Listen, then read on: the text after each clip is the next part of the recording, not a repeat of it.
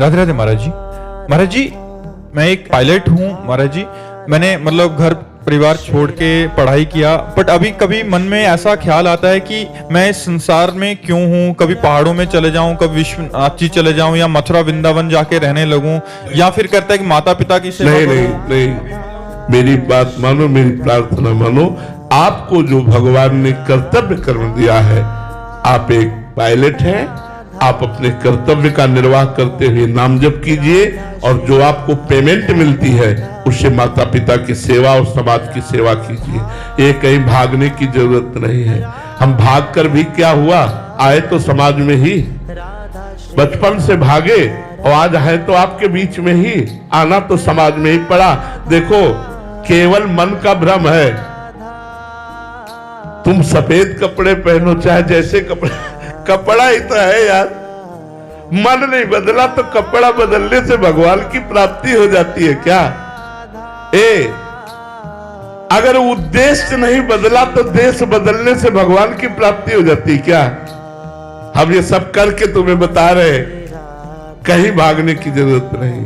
हाँ, जब रिटायर होना और माता पिता सबकी सेवा से निवृत्त हो जाना और आपके पास पैसा हो तो वृंदावन वास कर लेना, इसकी सलाह देता हूं। लेकिन अभी आप अपने कर्तव्य पर रहिए, आप अपनी ड्यूटी निर्वाह कीजिए, उससे जो आपको धर्म पूर्वक धन मिलता है, अपने माता पिता परिवार की सेवा कीजिए और मंगल में भगवान की शरण में रहकर नाम जप कीजिए। मेरी सलाह यह है, कहीं भागने की जरूरत नहीं। कहां जाओगे भाग के? हमें बताओ जहां माया ना हो। ये वृंदावन प्रिया प्रीतम का महल, यहां साक्षात काम क्रोध कमांडो बनकर के खड़े हैं। मार के गिरा दिए जाओगे, थोड़ी भी चूक हो जाएगी।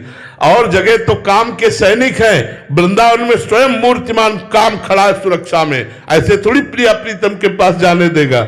इसलिए हमें लगता है, अगर ऐसा आपको लगता हो कि वृंदावन में रहने से, वृंदावन में आने से हमारा केवल कल्याण हो जाएगा, तो मुझे ये कहना होगा कि कल्याण होता है चिंतन से, कल्याण होता है आश्रय से, कल्याण होता है भगवत भाव से।